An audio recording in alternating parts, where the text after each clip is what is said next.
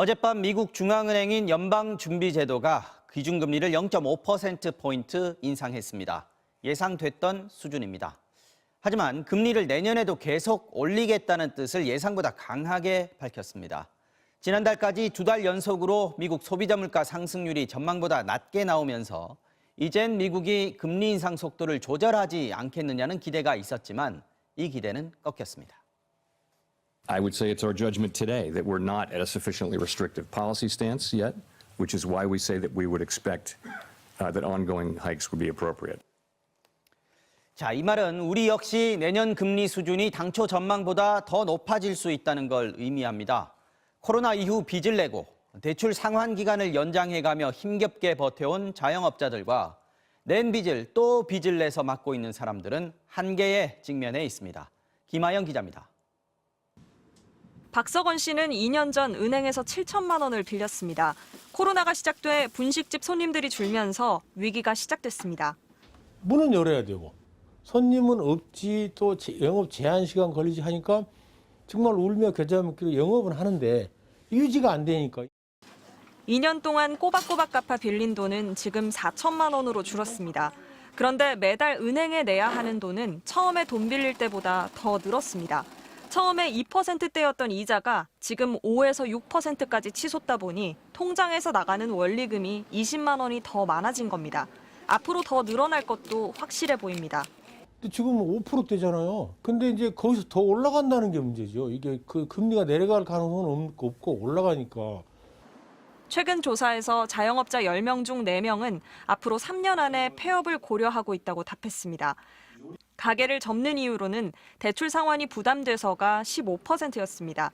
자영업자 가운데 금융회사 3곳 이상에서 돈을 빌린 다중채무자도 41만 5천 명, 작년 말보다 45% 가까이 늘었습니다. 이들 중 상당수는 정부의 대출금 만기 상환 유예에 따라 빚을 미루고 있는데 연장된 빚은 또 올라가는 금리를 적용받게 됩니다.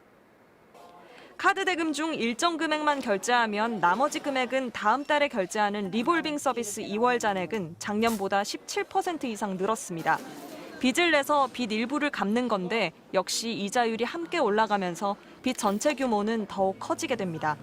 앞으로 경제는 상당 기간 어려울 것으로 예상이 되고 내년은 지금보다 좀 더 어려울 것 같습니다. 미국이 내년에도 강한 긴축을 시사하면서 우리 금리 인상 폭도 당초 전망보다 높아질 것으로 보입니다. 서민 경제에 숨통을 죄는 고금리가 언제 꺾일지는 아직 기약이 없습니다. MBC 뉴스 김아영입니다.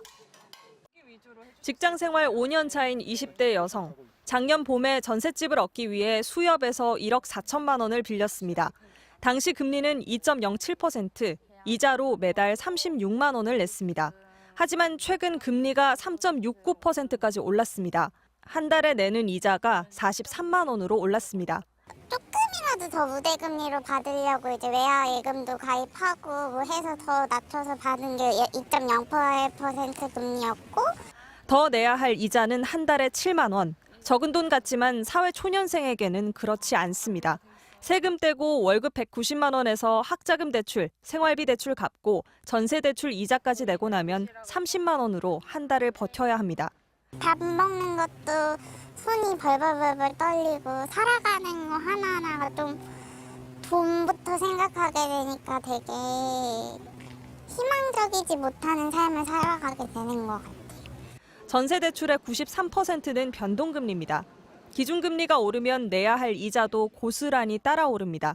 게다가 전세 대출을 받은 사람의 60%는 20대와 30대, 소득이 높지 않은 젊은 층입니다. 기업들도 고통이 커졌습니다. 가계부채가 줄어든 것과 달리 기업들의 대출은 오히려 늘어났습니다. 대기업들은 쌓아놓은 돈이 많지만 작은 기업들은 돈 구할 방법이 대출밖에 없습니다. 원자재 값도 올랐는데 이제 이자까지 급격히 오르고 있습니다. 코로나가 종식되면 어느 정도 사업이 돼서 보상할 수 있을 거라 생각하고 코로나 때 대출을 빌려서 지금 버텼는데 중소기업들은 지금부터 다시 또 빚으로 버티라고 하는 것 자체가 어렵죠, 사실. 금리가 오르면서 창업도 급격히 줄어들고 있습니다. 중고 주방가구 가게에는 찾는 사람이 없습니다.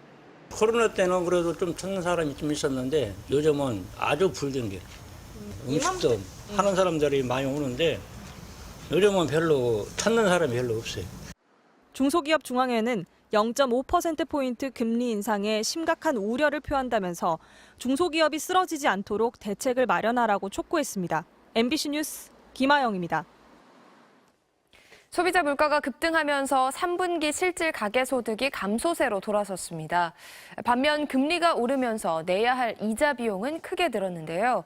그래서인지 은행들은 사상 최대 규모의 이자 수익을 기록했습니다. 김아영 기자입니다.